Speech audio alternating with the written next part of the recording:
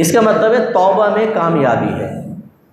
وہ کامیابی دنیا کے اندر بھی ہے، جب ایک شخص تائب ہو جاتا ہے، اپنے گناہ چھوڑ دیتا ہے تو اللہ تبارک و تعالیٰ اسے عبادات پر استقامت دیتا ہے، گناہوں سے مزید نفرت پیدا ہوتی ہے، پھر اچھی صحبتیں بھی اس کو مل جاتی ہیں۔ جو پہلے کہتا نا کہیں مجھے نیک تو نظر نہیں آ رہے، توبہ کرتا ہے تو اللہ تعالیٰ راستے بنا دیتا ہے۔ جیسے کوئی چرسی موالی کسی دوسرے سٹی کنٹری کے اندر جائے تو چرسی موالی مل ہی جاتے ہیں آپس میں نا، ہم جنس کو پہچان ہی لیتا ہے۔ میں دبئی میں گیا تو میں نے کسی سے پوچھا پان ملتے ہیں؟ ان کا بہت ملتے ہیں مفتی صاحب، چل کر دیکھیں ہم دکھاتے ہیں کہ علاقہ اس میں تو سریعام پان بکتا ہے۔ تو یعنی وہ جو چیز چاہیے ہوتی ہے کہیں نہ کہیں مل جاتی ہے۔ تو اسی طریقے سے جب آدمی نیکی کی طرف آتا ہے تو پہلے وہ دیکھتا ہے اسے کوئی ملتا ہی نہیں ہے۔ بھائی پہلے آپ نیک نہیں تھے، نیکوں کی صحبت میں نہیں تھے، آپ نے گناہوں سے توبہ نہیں کی، تو ایسا تو نہیں کہ آپ چلیں تو کیاری کے اندر سے ایک دم ایک نیک نکل آئے اور درخت کے پیچھے اپنا چہرہ کھول کر دکھائے میں یہاں ہوں۔ تو وہ لیکن جب آپ نیک بن جاتے ہیں تو گناہ گاروں سے ہٹتے ہیں، اب اللہ تعالیٰ رہنمائی فرماتا ہے اور نیکوں تک انسان پہنچ جاتا ہے۔ تو ایک تو دنیا میں پھر یہ کامیابی کہ اس کو سکون ملتا ہے، ذہنی سکون، شخصیت میں اللہ تعالیٰ نور پیدا کرتا ہے، چہرے پہ نور آتا ہے، عبادات پر استقامت ہوتی ہے، ہزارہا دنیاوی مسائل سے اللہ تعالیٰ غیب سے امداد کے ذریعے چھٹکارا دلوا دیتا ہے، اولاد نیک پرہیزگار متقی ہوتی ہے، گھر میں لڑائی جھگڑا فتنہ فساد نہیں ہوتا، سکون ہوتا ہے کیونکہ دین آپ نے گھر میں داخل کر لیا۔ تو یہ دنیا میں ایک طرح بظاہر کامیابی، اور پھر آخرت میں جیسی آپ کو موت آئے گی اور ہماری نگاہوں سے پردے ہٹیں گے تو ملک الموت علیہ السلام بہت ہی اچھی شکل میں تشریف لاتے ہیں اور جنت کے فرشتے ہوتے ہیں، جنت کی نعمتوں کے ساتھ آتے ہیں۔ روح کو بسا اوقات حدیث میں ایسا نکالا جاتا ہے جیسے آٹے میں سے بال نکال لیا جاتا ہے۔ آٹے میں سے بال نکالیں تو ایک تو بڑے آرام سے نکلتا ہے، دوسرا اس بال پہ آٹا چپکا نہیں ہوتا ہے کہ نہیں، کیونکہ وہ اتنا ملائم ہوتا ہے نا، وہ چکنا ہوتا ہے، پھر آٹا چکنا آرام سے نکل آتا ہے بال۔ تو یہ سرکار سمجھا رہے کہ ایسے روح نکل آتی ہے کہ نہ کوئی تکلیف ہوتی ہے نہ اذیت، بالکل آرام سے۔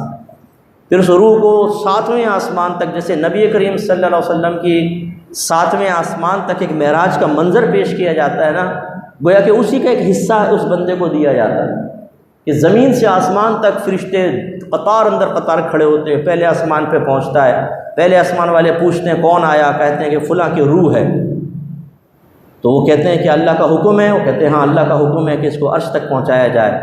تو وہ پھر یہ ادھر والے چلے جاتے ہیں، وہ لوگ ریسیو کر لیتے ہیں، آئیے اب ہم آپ کو آگے چھوڑتے ہیں، وہ دوسرے آسمان تک چھوڑتے ہیں، پھر دوسرے آسمان والوں کے حوالے کرتے ہیں، ایسی عرش الہی تک روح جاتی ہے، وہاں سجدہ ریز ہوتی ہے، اللہ کی بارگاہ میں خاص سجدہ کرتی ہے، اور اللہ تعالیٰ اس سے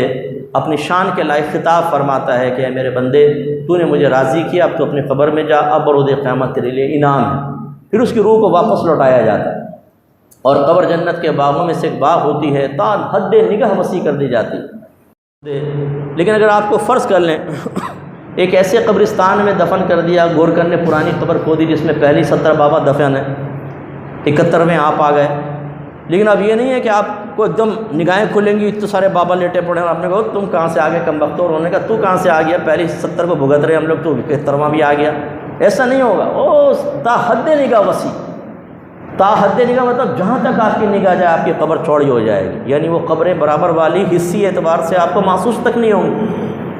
اور وہ جنت کے باغوں میں سے ایک باغ بنا دی جائے گی۔ پھر ایک اچھی شکل والا شخص آئے گا، بڑا خوبصورت، منکر نکیر کے سوالات کے جوابات پر بھی استقامت ہوگی، پھر وہ خوبصورت شخص آئے گا، بڑا ہی حسین جمیل، اور ایسی خوشبوئیں نکل رہی ہوں گی کچھ انتہا نہیں۔ تو انسان پوچھے گا تو کون ہے، وہ کہے گا آپ نے مجھے پہچانا نہیں، میں آپ کا نیک عمل ہوں، اللہ نے مجھے اس لیے بھیجا ہے تاکہ میں قیامت تک آپ کو انسیت فراہم کرتا رہوں، آپ گویا کہ بور نہ ہوں۔ کمپنی دے گا وہ، کمپنی آپ کو اتنی زبردست قسم کی، اور ایسی کمپنی نہیں ہوگی کہ تھوڑی دیر میں ہم دوستوں کہتے ہیں اچھا یار میں گھر جا رہا ہوں، وہ وہاں سے تو نکل بھی نہیں سکتے، خیر، لیکن بوریت کوئی نہیں، بالکل سکون، اطمینان۔ بعض روایات میں ہے کہ فرشتے سوال کے جواب میں کامیابی کے بعد کہتے ہیں اب تو سو جا، اس طرح جیسے دلہن شادی کی پہلی رات سوتی، تو وہ سکون سے سو جاتی ہے، خوشی ہوتی ہے میری شادی ہو گئی، اور دیگر چیز ایسا سو جاتا ہے، اور فوراً قیامت قائم ہو جائے گی، یعنی وقت تو پتہ ہی نہیں چلے گا، وہ آنکھیں ملتا ہوا اٹھے گا اور کہا جائے گا قیامت قائم ہو گیا گا، بس اتنی سی دیر؟ تو روایت میں اسے ایسے لگے گا جیسے ظہر سے عصر کا وقت درمیان، بس اتنا سا وقت۔ اور پھر میدان معاشر میں جو اللہ عزت اور احترام دے گا، ہم یہاں پہ دوستوں کے ساتھ گناہ کبیرہ کر کے ان کے درمیان کوئی مرکزی نگاہ بننا چاہتے ہیں، مرکز نگاہ۔ دوست کہتے ہیں یار تو کہاں تھا یار، تجھے تلاش کر رہے، تیرے بغیر تو محفل میں مزہ نہیں آتا، سنا کوئی گندی سی بات، اور ہم ان کے دلوں کو جیتنے کے لیے، ان کے درمیان ایک نمایاں حیثیت حاصل کرنے کے لیے معاذ اللہ ثم معاذ اللہ اپنے گھر کی بات بھی ان کو بتا دیتے ہیں۔ یہ کسی طریقے سے بس یہ مجھ سے راضی رہیں، ارے بھائی ان کو راضی کرنے کوئی فائدہ نہیں، چرسی موالی، بے نمازی، شرابی، جواری، زانی کیا دیں گے یہ آپ کو؟ اللہ کو راضی کریں تو میدان محشر میں عزت اور احترام ہوگا اور پروٹوکول کے ساتھ جنت میں داخلہ، اور پھر جنت میں حوریں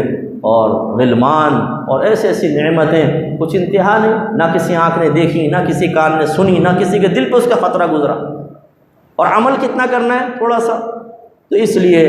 نیک بننے کی طرف آئیں، ہم توبہ کر لیں اپنے گناہوں سے، اللہ تعالی ہمیں بہت کچھ عطا فرمائے گا اور واقعی حقیقی کامیابی ملے گی۔